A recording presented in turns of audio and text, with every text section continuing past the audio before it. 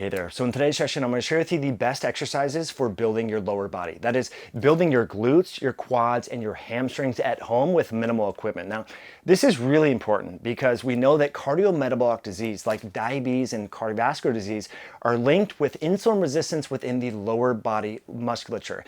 The legs happen to atrophy faster and they happen to get infiltrated with fat more so than, say, the musculature in the upper body.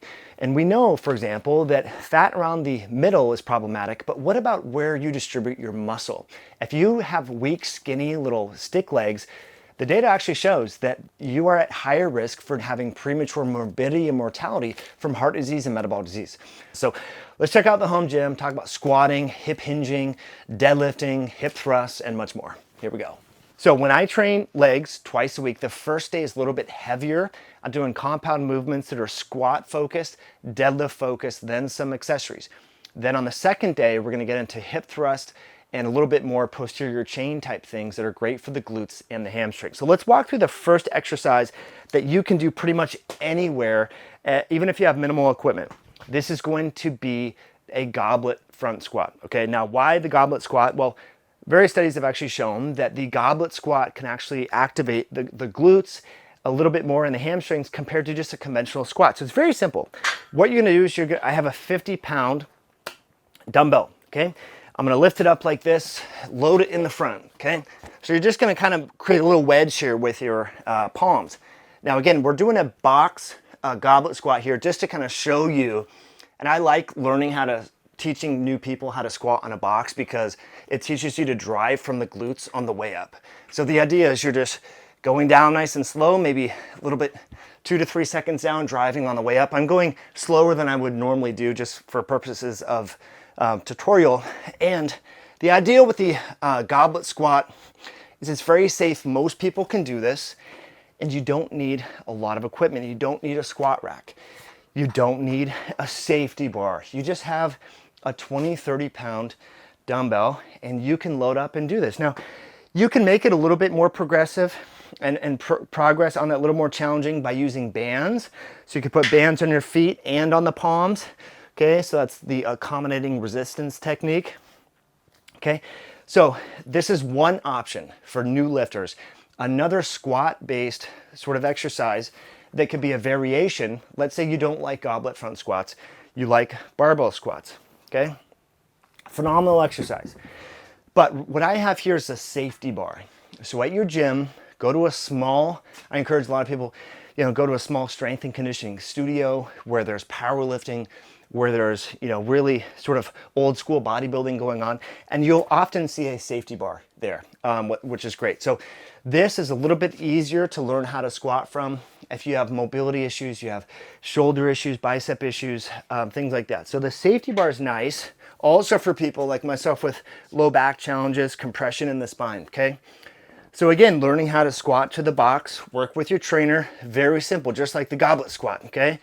I would load this up if I was actually lifting, but we're just demonstrating. So the idea, going onto the box, so you'll learn how to squat. So we're activating many, many muscles in the diaphragm here, the back, the low back, the glutes, the hamstrings, the quads. So this is a phenomenal exercise that again is going to prevent that age-related muscle loss. So these two variations of the squat are great because they're going to help you preserve and maintain that lower body muscular strength. They're going to help to preserve and maintain the integrity of the skeletal muscle in the lower body. Again, various studies have actually shown there is a regional difference between the muscles here and the muscles here. The muscles here tend to get insulin resistant first. So you need to squat, you need to deadlift, you need to hip hinge, okay? So those are two variations. Another variation that I just want to share with you, and I normally would do this on my second leg day, is a Bulgarian split squat. We're gonna go over here, and again, you could do this instead of squatting if you wanted to, but I do this a little bit higher rep. So essentially what we're doing is very similar to a squat. It's called a Bulgarian split squat, okay? So you just put your leg up on something. Now some people prefer their toes on something. I like to just let it rest down like this. And the idea is we're doing a controlled movement here. And I like to have my knee actually touch and then go up. So just lightly touch the ground like that. Now, eventually you can load it on both sides. You can have a barbell on your back, or you could do a unilateral holding with a dumbbell or kettlebell. Now, what's unique about the Bulgarian split squat is you're training, it's a unilateral squat movement. You're training one side and then the other. So if one leg is weaker than the other, you're going to know that and be able to work through that. Now, this can be a little bit harder if you're new to lifting and you're not really sure and you're kind of wobbly. But if you are wobbly and you come down and you're moving like this and you can't balance, that's telling you that you need to work on your balance, friends. Balance is actually linked with longevity. People that can't balance and kind of walk like this, that's an indicator that your life expectancy may not be as long compared to people who can walk normally, okay? Okay, friends, so another squat option here is the belt squat. This is an amazing piece of equipment because it takes the load off the lumbar spine, yet still activates the glutes, hamstrings, and quads. So here, let me just demonstrate to you. And again, this is a little bit more of an investment. We're at the home gym. I bought this from Matt Winning Strength. I'll link it below. Not getting any coupons or deals, paid full price for this. American made, amazing piece of equipment. But as you can see here, we just have 135 pounds on, nothing major. The idea here is we're just gonna do a squat like I just demonstrated with the safety bar or with the front loaded goblet, okay? And we can really, me personally, because I have a low back injury, I can really load this up, put up to 3 plates on here, go deep, and it's really hitting the glutes, hitting the hamstrings, hitting the quads. It's an amazing exercise. So on that first leg day, when we're focusing on squatting and heavier deadlifts, this might be rotated in with the safety bar and the goblet, okay? So when you can find access to a belt squat or invest in one, Rogue makes one. I like this one because it just feels great. It's absolutely phenomenal. And since I'm here, I just want to demonstrate my favorite calf exercise. This is known in the bodybuilding community to be one of the best ways to build your calves. Okay, this is the donkey, it's called the donkey calf lift. So you can load this up with 2 plates. This hits your calves like you would not believe. For some of you that have skinnier legs, genetically not big calves like myself, this is a phenomenal exercise to strengthen those calves. So, you know, there's machines that do this, but the reason why I want to share this with you is this piece of equipment does so many different variations you can do off this Matt Winning belt squat. So we're going to continue on and get into the hip thrust. That's generally what I do on leg day number 2. But before we do, I just want to thank all of you for being here. Thanks for hitting that like button. If you're enjoying these exercise focused videos, just let me know in the comments below. We normally talk about metabolic health, obviously, sauna, cold immersions and things, but fitness is a big part of my life and I would like it to be a big part of yours. So if you want more fitness videos, let me know in the comments. Also, friends, today's show is brought to you by Myoscience Nutrition. If you decide to try out our electrolytes over at myoscience.com, what we did when we formulated these is we wanted a clean pre and intra-workout formulation that can help you with ingredients like creatine, taurine, get Redmond real salt, magnesium, potassium, and much more. Now, the creatine is actually something that helps you during exercise. So when you're doing intense squats, or you're doing Bulgarian split squats, creatine actually helps with the rephosphorylation of ATP within your working skeletal muscles. So a lot of people do like creatine as an ergogenic aid, as a workout supplement. So you can use the coupon code podcast at checkout and forward that receipt to help at Myoscience and you get a free schematic about how to build your own hip thrusting device at home. Again, that's myoscience.com, myoscience.com, myoscience.com. Use the code podcast and you can get that schematic on how to make this device that I'm gonna go grab right now for our leg day number 2. Now I wanna share with you the hip thrust and why I love this for building those glutes. All right, so the hip thrust can be done really from the floor. But what I like about this little easy to make contraption is you get a little bit more depth here, which allows a little bit more hip extension and flexion, which ultimately causes more muscular contraction, especially from the glutes. So the idea with the hip thrust, and we've interviewed Brett Contreras on the podcast before, I can link that in the description below. Here's just a basic hip thrust, right? So it doesn't look like much, but what's driving the movement is your glute maximus and glute medius, as well as other muscles, right? So when you can get more depth, you're going to get more muscular contraction here at the gluteus maximus. So I like this contraption, especially for at-home lifters like yourself potentially, because you can start to load up this hip thrust either by putting weight on your legs like this, or putting a barbell here, or even putting bands around here. And I've drilled holes and I have band peg positions here. But I often have people advise clients start out with one leg hip thrust. So this can be a unilateral movement. And this really, even just doing some body weight reps like this, I'm starting to feel my glute med and glute max start to contract. So this is a great way to offset that age-related loss of muscle.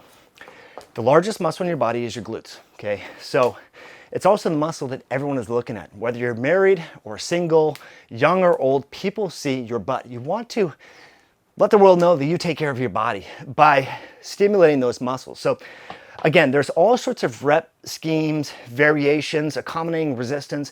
I definitely recommend checking out the book Glute Lab by Brett Contreras, because he goes through a lot of different exercise programming in there. But I just wanted to give you an idea of like, what would be a leg day? What would be a good leg day to preserve that muscle mass as you age? We showed you the squats, the box squat, goblet squat. We've gone through the hip thrust. And then what I want to get to next is the deadlift, okay? And again, pick the exercises that might work for you.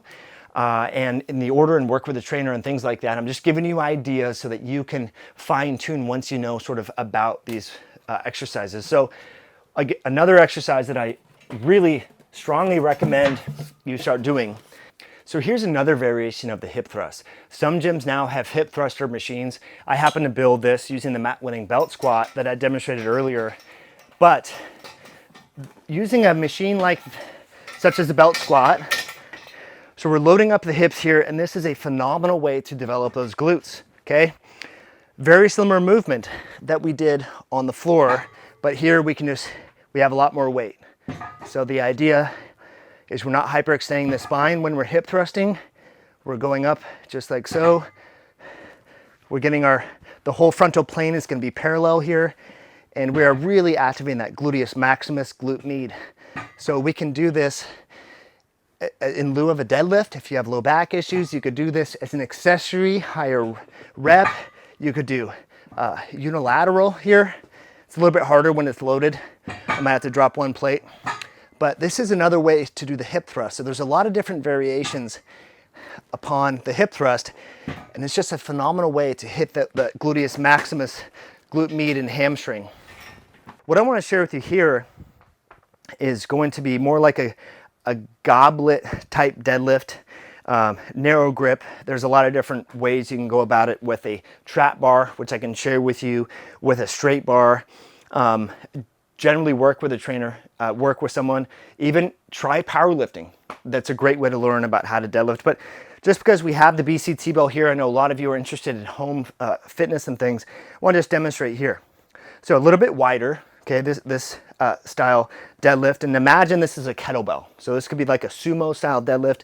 The idea here is, again, we're driving from our glutes. So we want a nice flat back, and we're not popping up with loose arms. So we're just kind of leaning back like that, going back down and driving with those glutes. And the nice part about when you go wide is it's damn near impossible to not fire from those glutes, okay?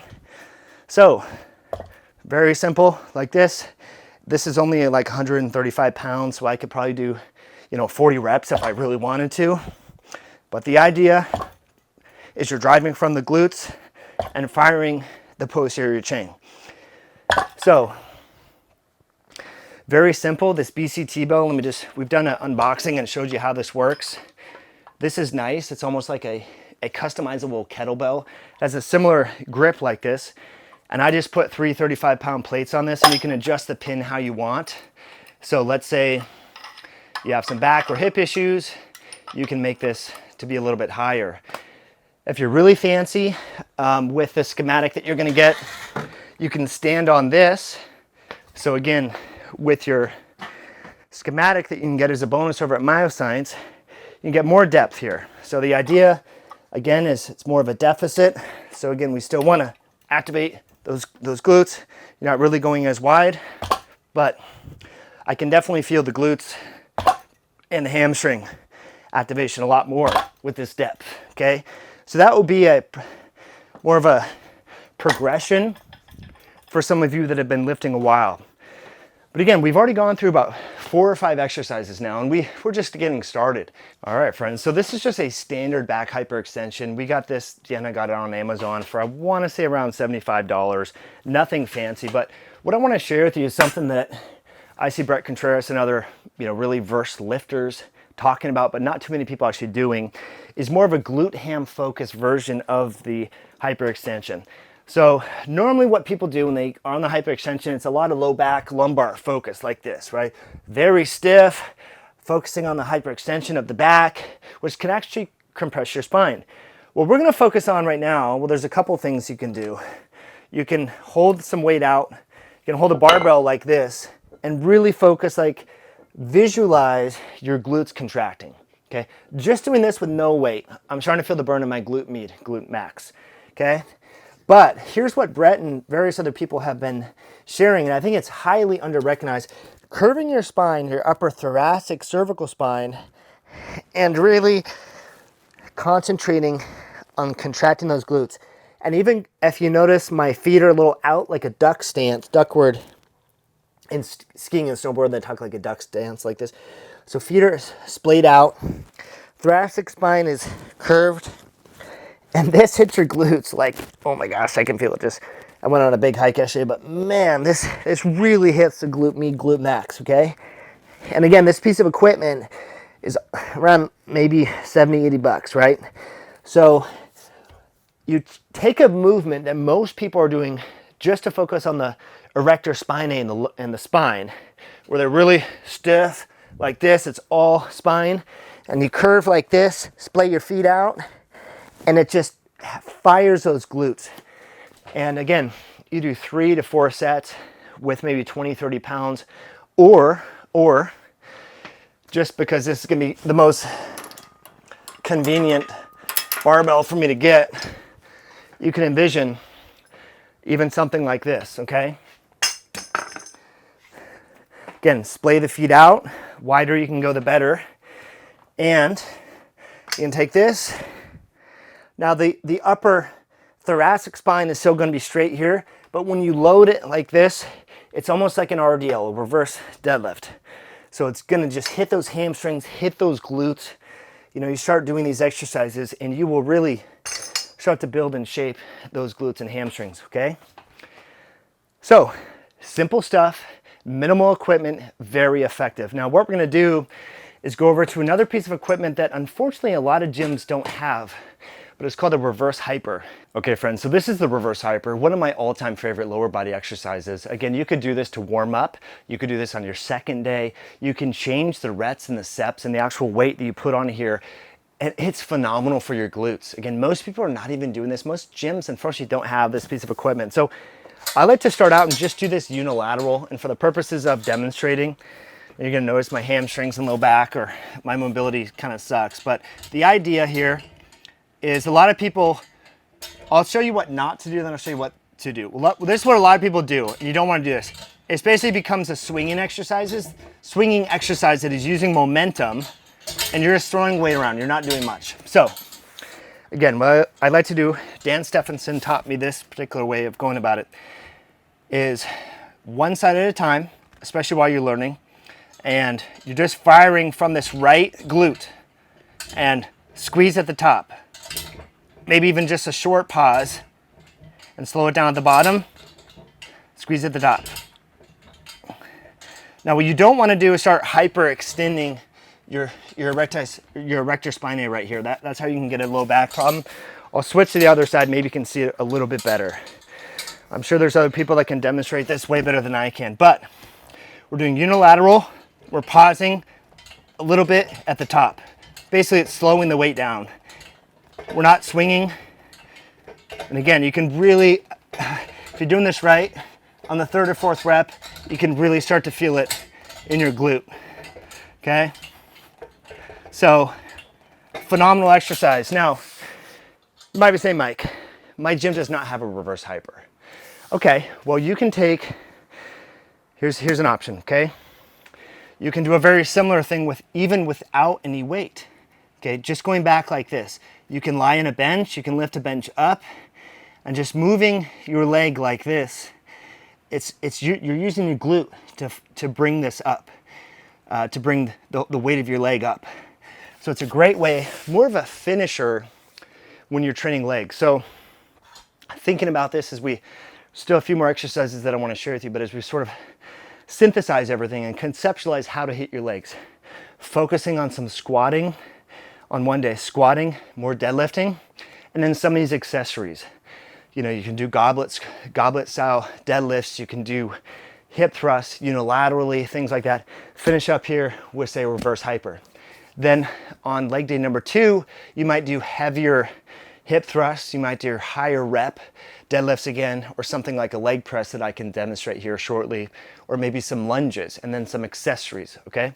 So these are just ideas, these are options, something to think about, but we're going above and beyond the standard leg extension, hamstring curl, leg press at the gym. You know, we're talking about more exercises that target the biggest muscle in your body, the glutes, okay?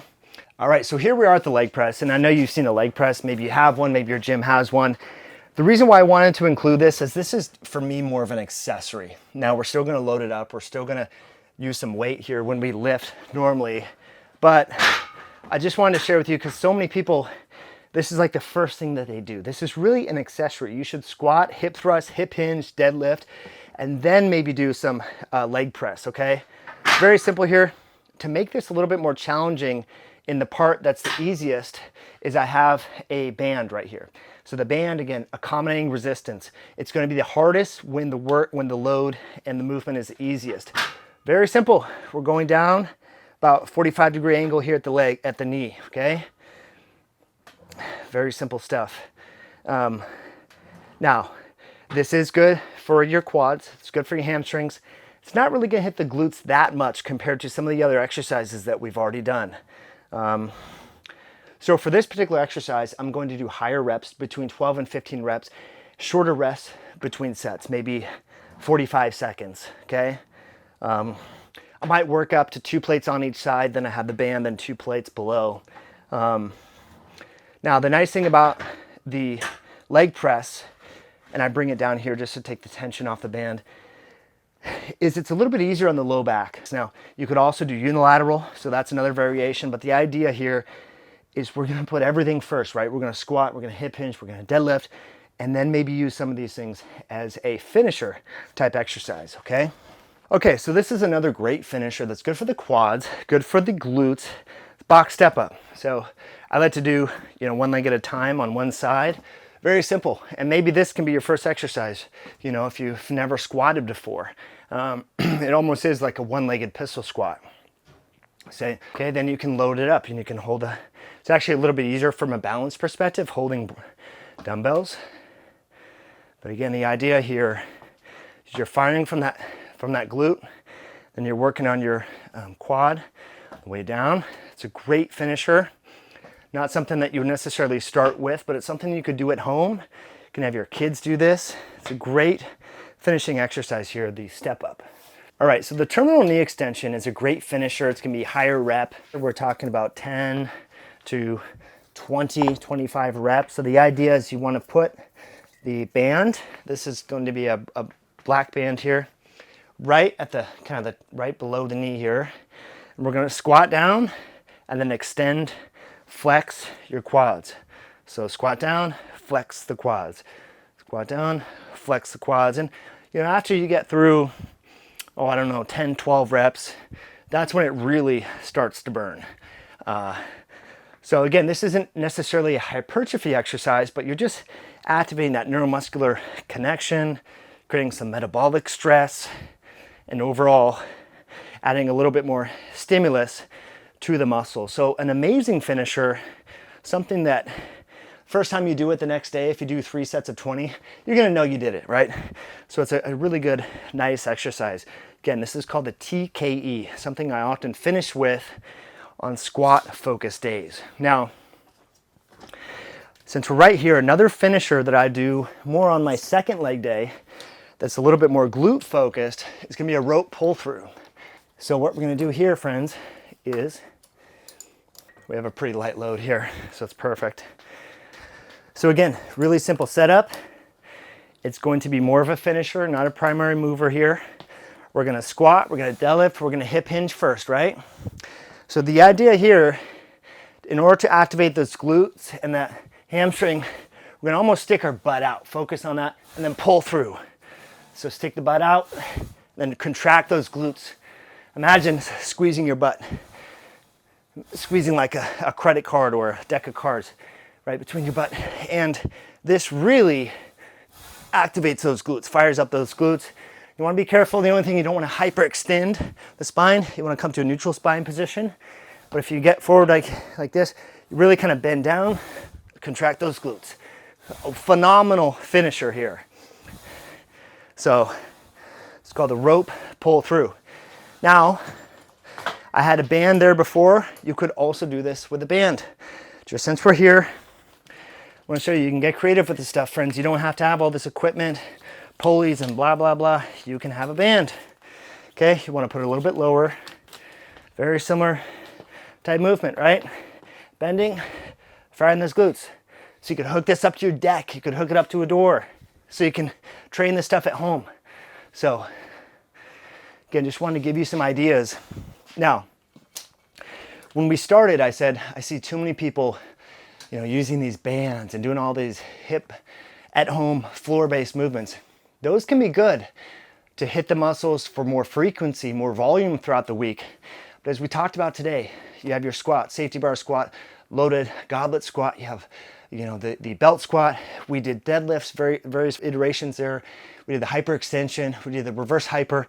We're really focusing on compound movements and hitting it from different angles, different perspectives to really fire the glute max and glute medius muscles, which are your biggest muscles in your lower body. And then you're also hitting your quadriceps and your hamstrings. So in summary, friends, I encourage you to train legs at least twice per week.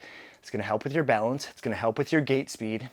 We know that loss or atrophy of leg muscle is actually linked with premature morbidity, mortality, and metabolic disease.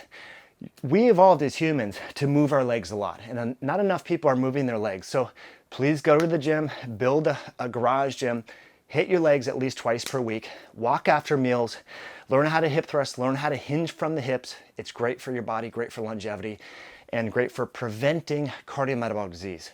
As I mentioned before, you can get that schematic for the at-home hip thruster unit below. Use the code podcast at checkout, forward your receipt, and we will get you that schematic for you as well. So as always, appreciate you tuning in, watching it all the way through. I'm really grateful for you. Thanks for that like button. Thanks for subscribing. We'll catch you on a future episode.